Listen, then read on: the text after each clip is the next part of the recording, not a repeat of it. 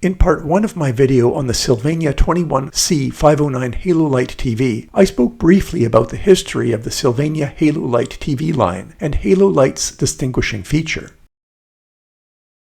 I introduced the Halolight TV I was finally able to get my hands on. To determine whether I'd proceed with this project at all, I tested the CRT for shorts and emissions and discovered that the picture tube is still good. Then I tested the 17 tubes on the chassis and discovered all but 2 were okay. Before tackling the chassis, I removed and tested the Halolight transformer and control circuit and found it to be faulty, but didn't decide upon a solution yet. Next, I removed the chassis from the cabinet, only to find that the picture tube was hanging on a thread, which could have ended very badly if it had fallen out of its single remaining strap.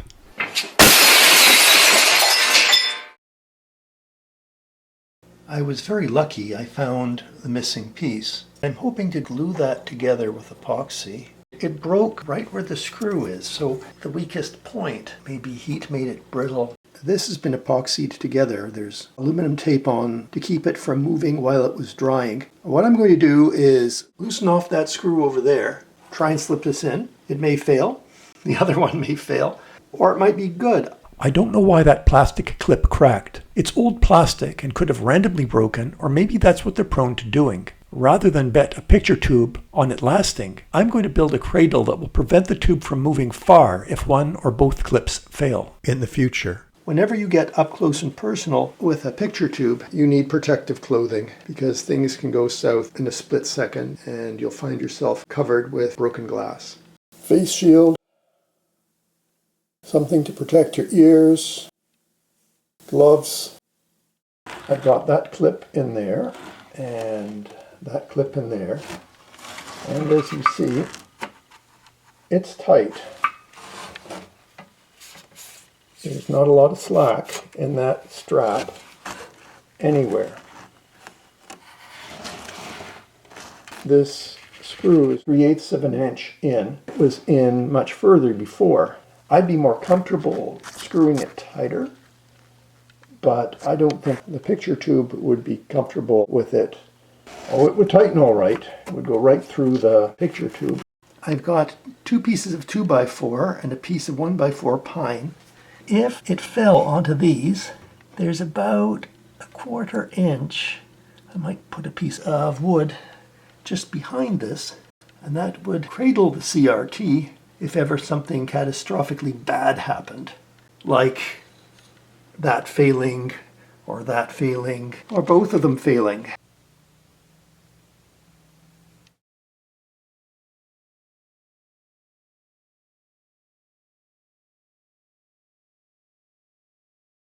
Underneath, there are 2 speakers connected, and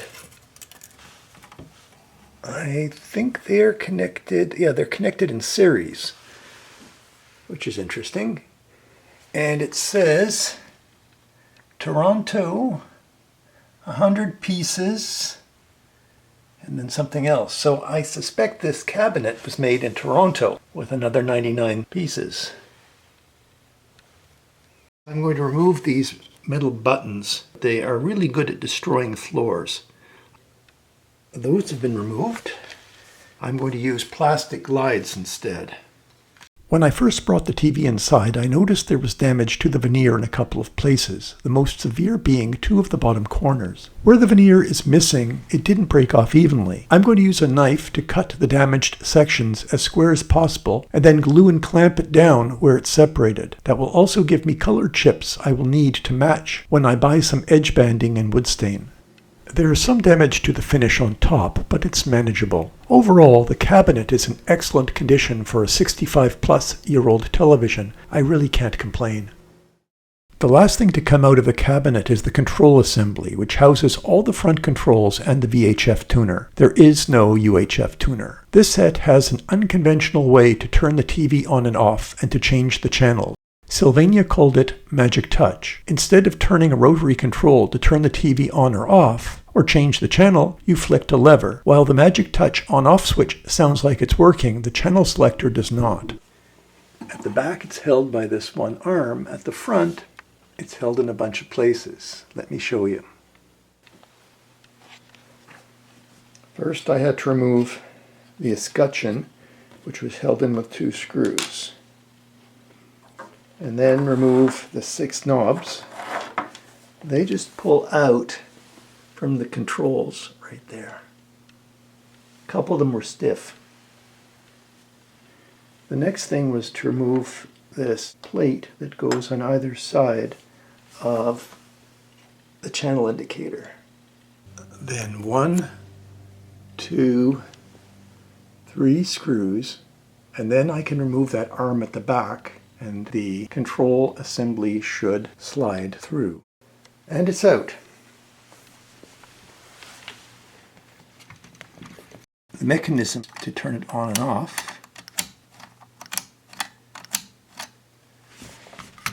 To change channels, there's this lever, but it's become disengaged from a string, which is in here somewhere. There's a spring and there is a hook that connects onto this arm. What it looks like is this spring here keeps this thing wound back, but it's supposed to go into that hole in the cardboard which has been stripped. Meanwhile, the belt runs over this pulley so that when this is pulled, it winds to the next channel, and then the spring pulls it back and pulls the arm back at the same time. And I think the hole for that hook is right there. I will have to replace both those capacitors there. It's no big deal.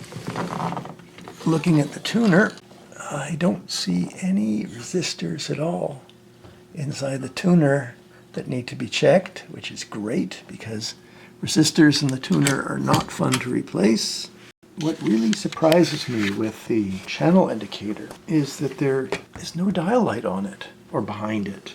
Can't imagine why they didn't do that unless it drew the attention away from the Halolight lighting around the CRT, or because it was extra added expense. There's no socket here, there's nothing. I suppose I could put one in. Actually, what I need to do is brush this out. It's really dirty. Here's what the inside of the cabinet looks like without the control assembly in place. That's what's holding in the picture tube on top. Let's examine the schematic of the set before doing any repair. This TV has a hot chassis. In other words, one side of the line is connected directly to the chassis. That means if this TV is plugged into a non-polarized outlet, there's a 50% chance that the chassis will be live. A person touching it while also touching something grounded would receive a nasty, possibly fatal shock.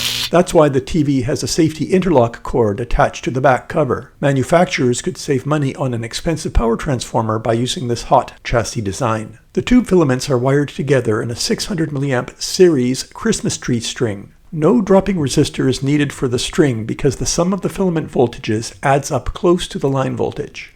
The problem with this design is that filaments are jolted when the set is first turned on because their filament's cold resistance is much lower than their hot resistance. What I may do is install an NTC thermistor in series with the filament string to give them a soft start. The drawback is that this can significantly extend warm-up and stabilizing times. The TV's power supply comes from a very ordinary half-wave voltage doubler made up of 2 selenium rectifiers and 2 150 microfarad capacitors. Selenium rectifiers fail when they get old, and they can give off toxic smoke when they do. They've got to go. The electrolytic capacitors will be dried out by now and will need to be replaced too. The 260 volts from the doubler is smoothed by an LC filter. From there, the TV derives its B+ voltages, B+ 125 or 150 and B+ 250 or 260, through voltage dividers which use electrolytic capacitors as filters. In other words, about 90% of the power supply will have to be rebuilt using new components. I may have to add a series resistor to the circuit to compensate for the large forward voltage drop across selenium versus silicon rectifiers. I will have to keep an eye on the B+ to determine if this is needed when I power up the TV for the first time with its new power supply through a variac. Turning to the signal path. After the VHF tuner, the signal feeds to the video IF. The video IF has 3 stages before the detector and video output. The TV does have retrace line blanking, but not DC restoration. The audio IF picks off its signal after the third video IF and the video detector. The TV has a fringe control, which works by changing the gain of the sync separator tube. This TV employs one couplet or component network. If necessary, it could be replaced by 3 discrete devices, 1 resistor and 2 capacitors. I'm surprised there aren't more. Now to the sweep circuitry. The vertical and horizontal oscillators each use their own 6 SN7 tubes as free-running multivibrators. The vertical output is a 12W6 tube, which is exactly the same tube as the common 6W6, except for the filament characteristics. The horizontal output is a 25DN6 tube, which is almost the same as the common 25CD6 tube. The CRT's grid 2 is fed by the flyback's 600-volt boost supply. This supply depends on a healthy horizontal output tube and a 12AX4 damper tube. The CRT's focus voltage on grid 4 is fixed at B+ 250 or 260. There is no control to adjust the focus.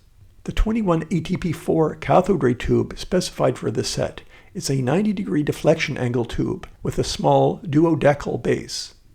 Just a few years later, manufacturers would be using 110-degree deflection angle CRTs, which were much more compact. The voltage from the flyback transformer to the final anode is 15 to 16 kilovolts for the 21 ATP4 and depends on a healthy horizontal output tube and a 1B3 high-voltage rectifier tube. I've just scratched the surface of this TV restoration. There's still a lot of work to be done before I can even consider applying power. Besides recapping and testing resistors, rebuilding the power supply, and cleaning the tuner and controls, I still need to repair the Magic Touch tuner control and decide how I'm going to get the Halolight feature working again. I hope you enjoyed this video from Mr. Brown's Basement. Please like and subscribe to be alerted when new videos come out. As always, thank you for watching.